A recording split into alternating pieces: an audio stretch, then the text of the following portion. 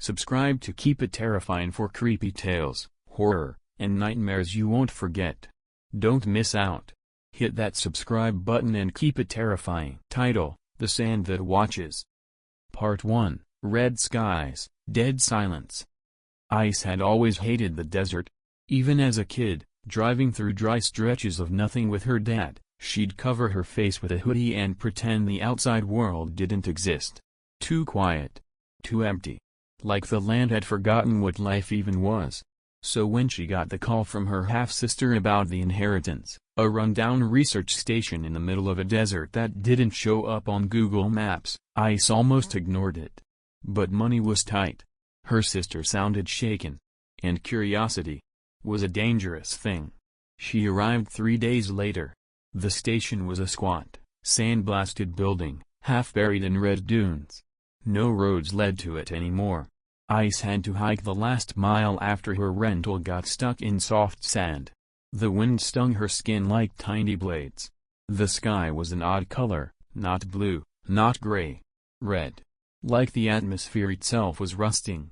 Inside, the station was dead silent. Dust covered every surface.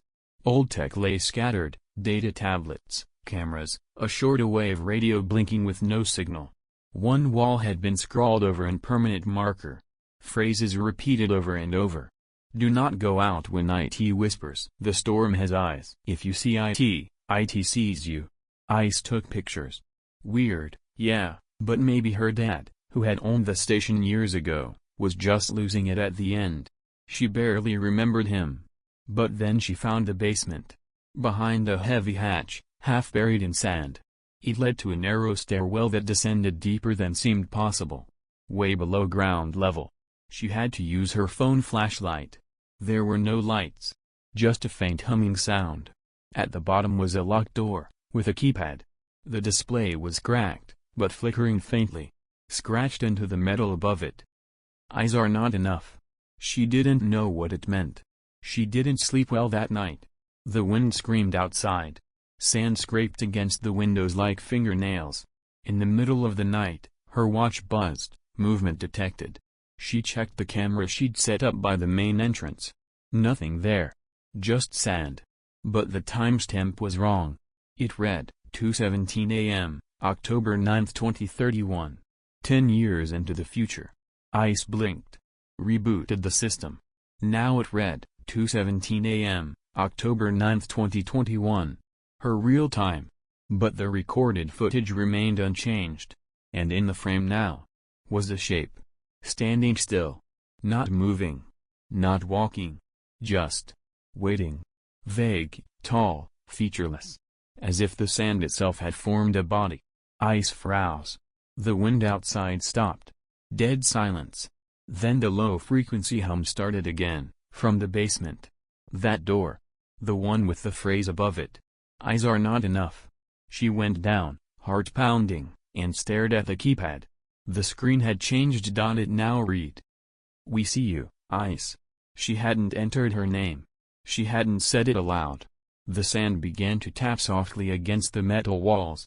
Like fingers. Part 2, When the Wind Speaks Your Name. Ice backed away from the keypad. The words still glowed on the cracked screen. "We see you, Ice." She hadn't told anyone she was here, not her sister, not her friends. The GPS on her phone couldn't even pin the station's location. She was off-grid, off-map, off everything. And now something in the basement knew her name. She returned upstairs. The wind outside was still dead. No howl. No hiss. Just a low, slow whispering like breath against glass. She stepped closer to the window. The dunes had shifted. Where there had been flat, unbroken sand earlier that day, now stood dozens of small shapes. Piles, almost like footprints, but not made by people. They spiraled out from the station in precise, impossible circles. No human would have walked that path. Her camera buzzed again. Motion detected. Same angle. Same time. 2:17 a.m. But this time, the figure was closer to the door. The feed glitched slightly, just for a second. And then the screen went black. When it came back on, the camera view was inside the station, pointed directly at her. Ice spun around. Nothing. No one behind her. The hallway was empty. But on screen, she was still visible. Her own back. Real-time video. Except she hadn't placed any camera in the hallway. Her pulse thundered in her ears. She looked closer. The feed showed two versions of her. One standing where she was now, and one standing a few feet behind her. Still. Barely visible in the dark. The second version began to glitch. Its face smeared like wet paint. Its mouth opened far too wide. And then it turned to look at the camera. A new message appeared on the screen. "We are already inside." Suddenly, every device in the room turned on at once. The radio blasted white noise. The screens flickered violently. And the hum from the basement became a deep, throbbing pulse, a voice forming from static. Ice clamped her hands over her ears and screamed. Then silence. Everything cut out. Except the whispering from outside. It was closer now. Audible. And it was saying her name. Ice. Ice. Come out. She grabbed her gear and bolted into the equipment closet. Inside, she found one of the station's old satellite tablets, thick, heavy, military-grade. She powered it up. Surprisingly, it worked. The home screen had only one app, Sandwatch. Curious, she tapped it. The app opened a grayscale map of the desert, displaying swirling cloud patterns and air pressure anomalies. Except one anomaly wasn't moving. It pulsed at the center of the map. Right over the station. The tablet buzzed. A notification blinked. Sandstorm entity locked. Do not leave structure. Behavior, sentient. Uncontained. Status, hunting. Subject of interest, ice. She stared in disbelief. This wasn't a weather pattern. It was something alive. A predator. And the station had been monitoring it. Suddenly, the wind returned, strong, violent, slamming against the walls like fists. The building groaned. Sand bled in through the cracks in the windows. The lights flickered. Then a low voice echoed from the radio, soft, layered with static. "Let us in." She rushed to the basement again. The keypad now displayed. Entry granted. The heavy door unlatched with a loud click. Ice pulled it open. Inside was a long, metallic corridor lined with monitors. Each one showed her, but not from this visit. Different versions. Her in different clothes. Different years. One of the videos showed her as a child, sitting in the backseat of her dad's car, looking out the window as red sand filled the sky. She remembered that storm. She remembered feeling watched. She thought it was nothing. She was wrong. Part 3, The Ones Who Stayed Too Long. The basement corridor felt like it had no end. Ice's boots echoed on the metal floor as she passed monitor after monitor, each displaying a version of herself in a different time, a different moment. All of them surrounded by red sand. Some were from childhood.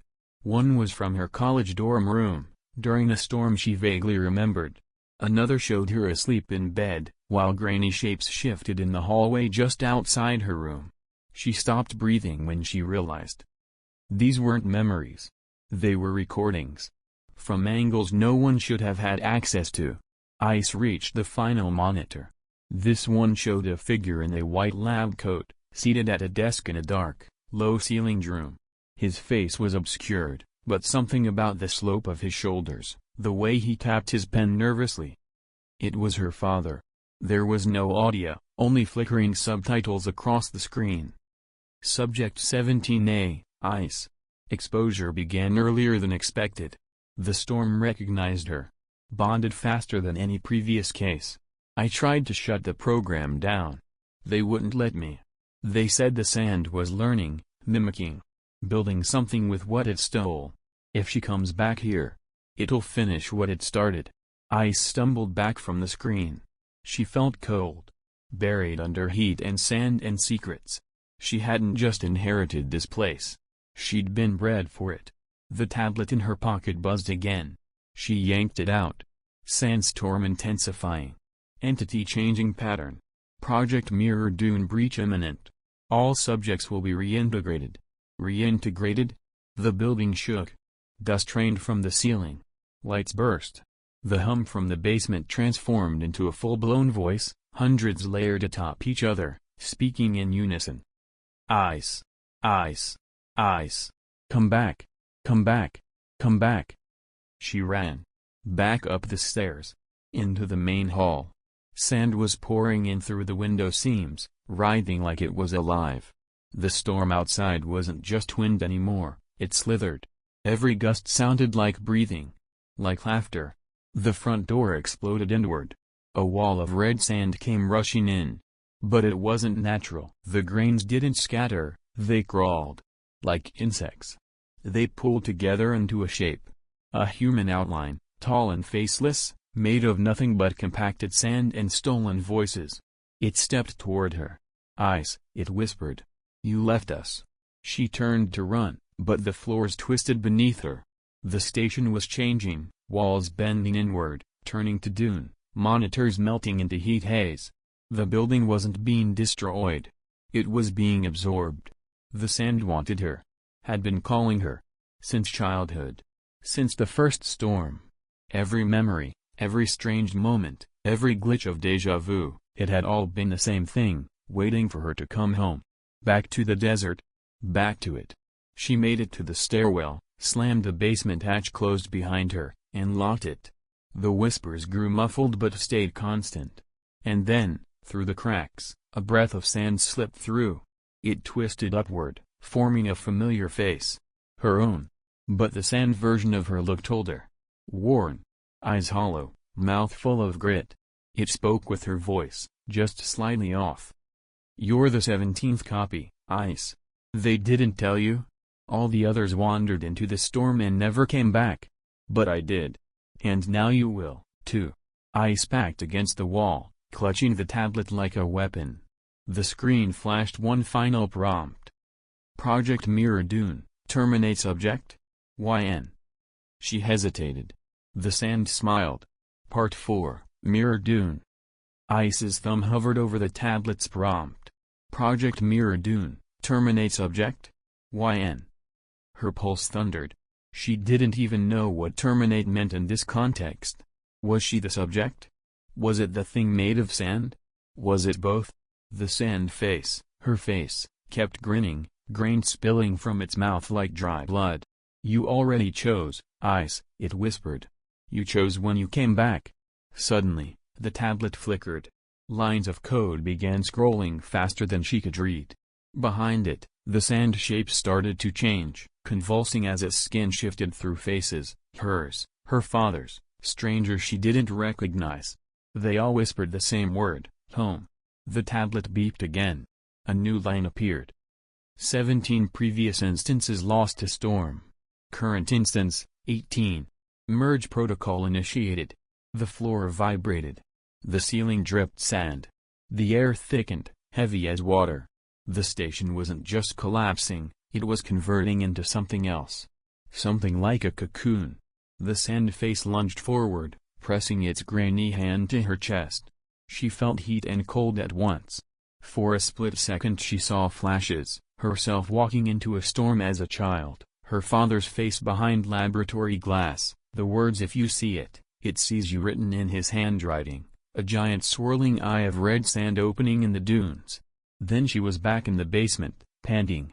You're a copy, the thing said, voice layered and deep now. A field test. We were supposed to watch. But the storm learned. It's not just weather anymore. It's a network. And you're the node. The sand swirled around her ankles, rising, pulling at her like thousands of hands. It whispered. Stop fighting. Merge. Remember. The tablet vibrated violently in her grip. Its screen blinked. Final decision. A. Merge with entity. B. Terminate subject. YOU. The station shook so violently she thought it would collapse. She could hear the storm roaring above, a low growl mixed with her own name over and over. Ice. Ice. Ice. Come home. Come home. She glanced at the sand double, its face no longer smiling, but pleading. You're not separate from me, it said. You're me. You're the piece I left behind when I walked into the storm. You're the backup file. The weather wasn't a predator, it was a server. And you're just data waiting to upload. Her mouth went dry. Her father hadn't built a research station. He'd built a harbor. For whatever the storm was. I don't want to be part of it, she whispered. You already are, the sand said. The tablet beeped one more time. The options pulsed like a heartbeat. A. Merge with entity. B. Terminate subject. YOU. The walls dissolved into dunes. The ceiling opened to a churning sky of rust-colored clouds.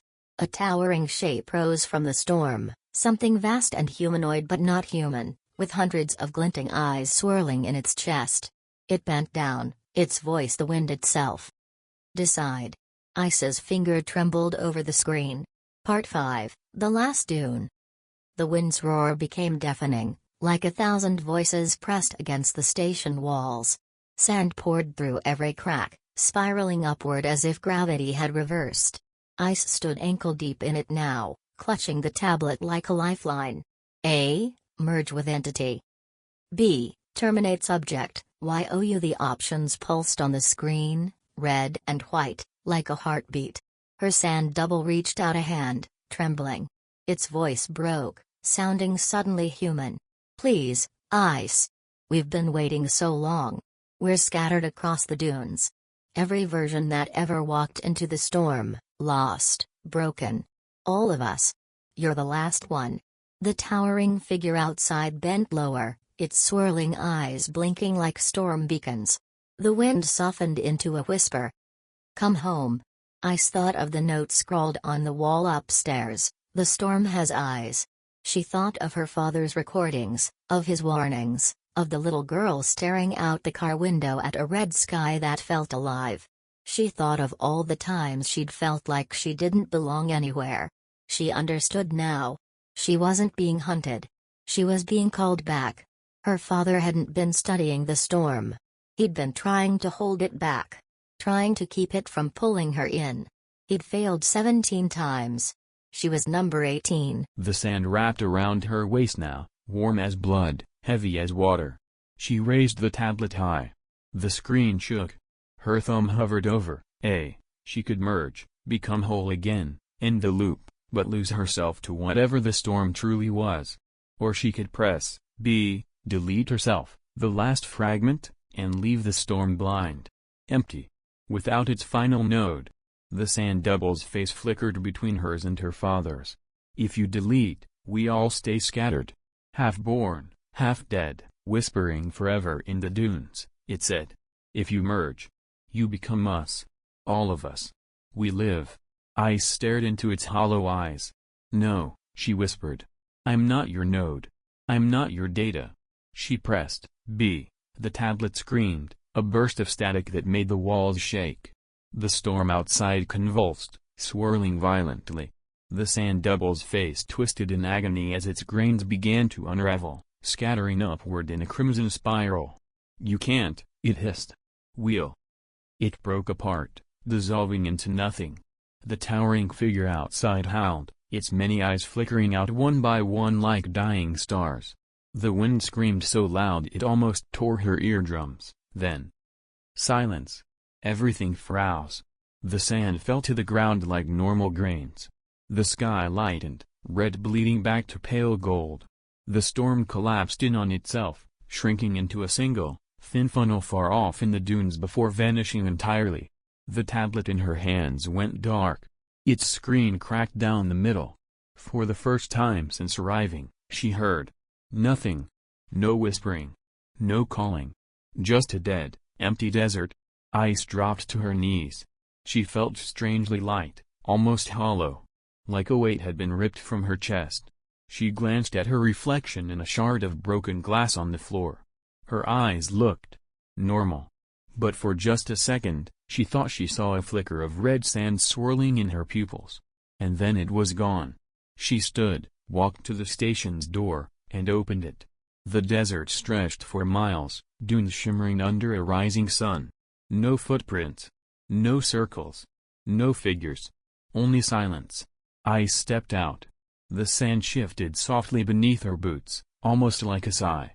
Somewhere far beneath the dunes, The last fragments of the storm whispered. Not gone. Just waiting. But the wind carried the words away. For now. The end.